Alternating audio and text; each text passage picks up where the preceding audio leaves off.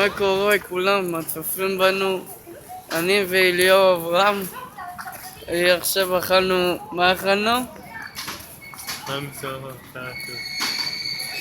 יופי, אז מה הכי נהנית? שמה ולדבר איתך. כיף. היה כיף. לאיפה עכשיו אנחנו הולכים? איפה זה בווילה? תסתכל למצלמה. עכשיו רואים? עכשיו אני ואליהו מעלים את זה. אליהו, תסתכל למצלמה. בעצם זה סקרה, עכשיו